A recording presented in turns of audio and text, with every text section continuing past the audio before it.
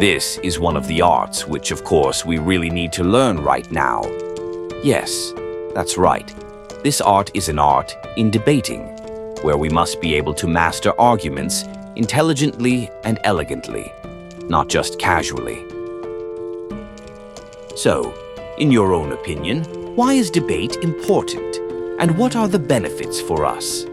In this episode, I will share about the art of debate and how it affects our social life, as well as how we can win the debate in a fairly elegant way. The point is, there will be a lot of knowledge that we can take from this short time, and at the end of this video, there are important points that must be remembered carefully.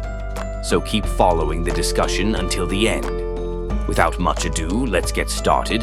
Only under 20 minutes. Have you ever been in a situation where you think you're right, but struggle to explain your argument?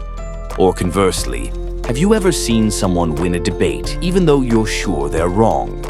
Without realizing it, that's one of the forms of the art of debating, a skill that's not just about winning or losing, but also about how we convey our ideas intelligently, elegantly, and convincingly. Contrary to what many people think, debating is not just fighting or arguing. It is the art of critical thinking, word processing, and convincing others without putting them down.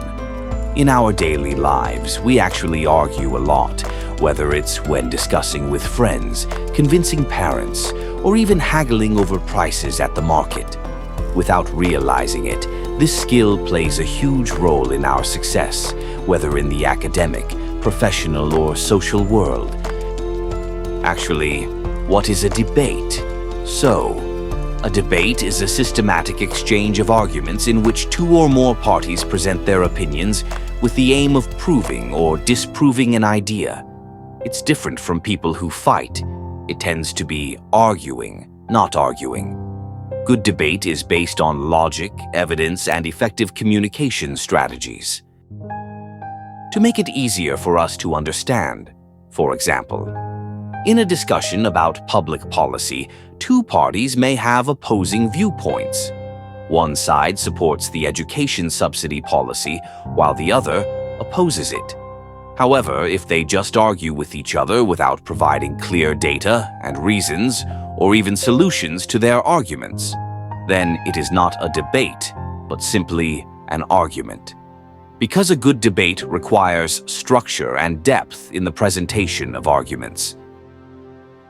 Then a question like this arises: why is debate important? So it turns out there are several positive things that a person gets if he is used to debating properly and correctly. And of course, it is very beneficial for us personally.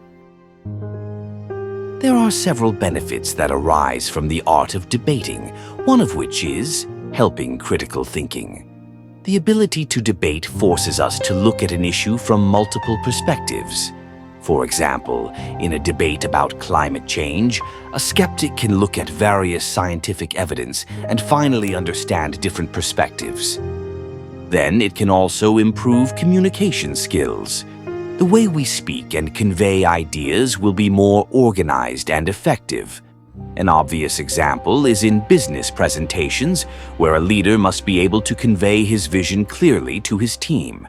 As we all realize, communication skills are one of the success factors in life.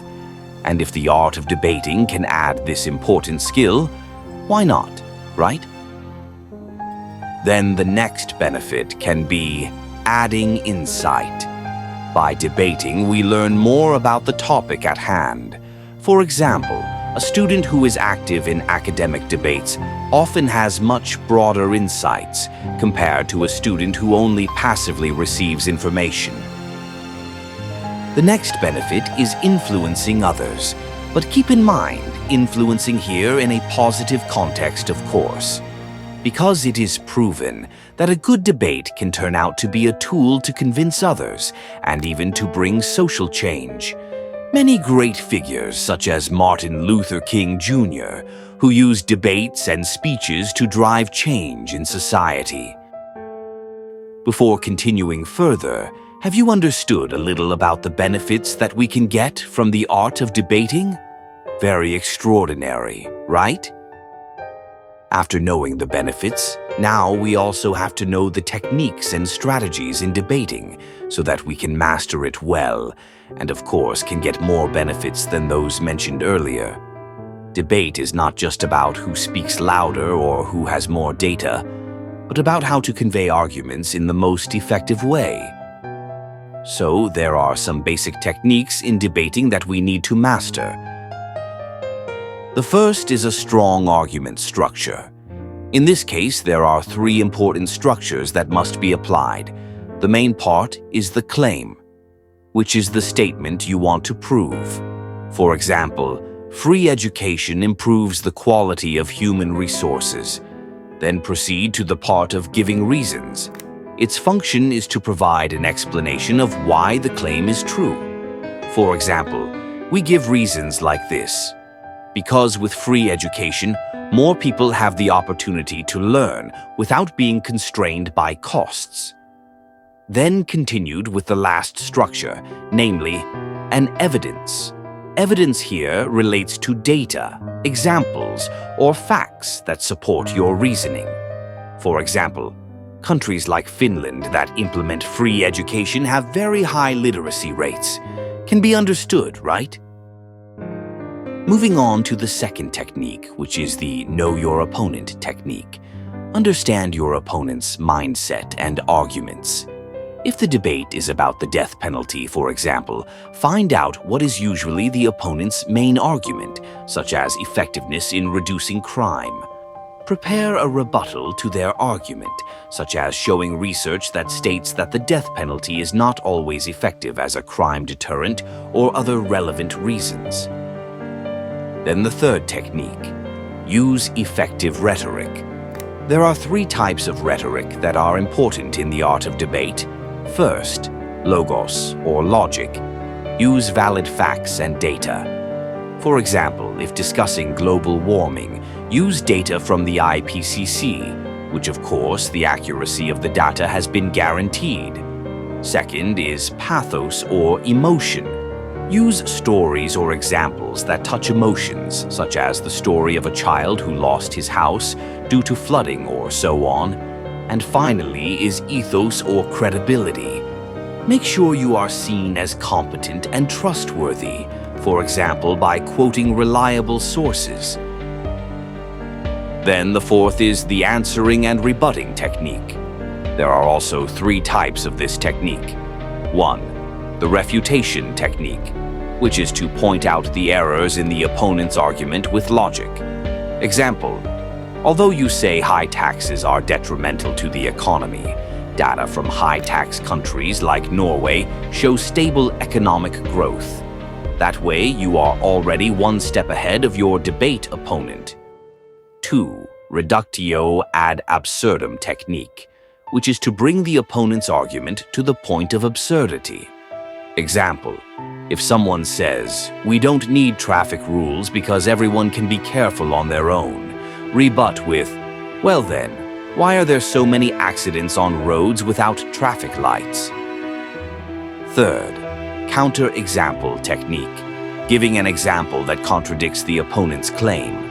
For example, if someone says all rich people work hard, it can be countered with an example of an inheritance that makes someone rich without effort.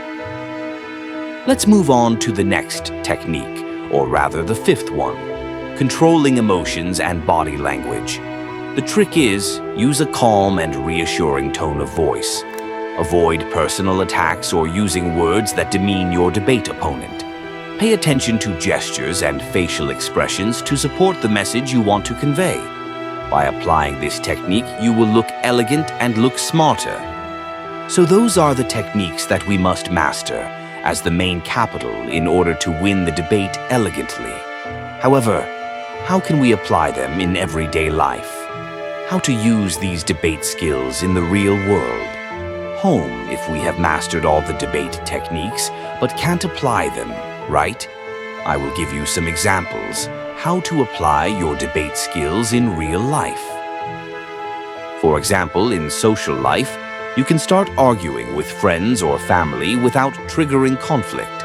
For example, when discussing the topic of whether a superhero movie that has just been released is good or not, but still use a balanced argument without blaming the other party with his opinion.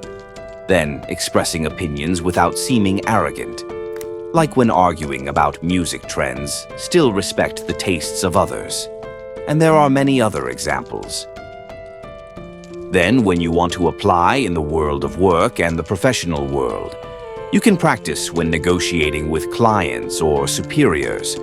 For example, in salary negotiations, use market data to support salary increase requests, or something like that.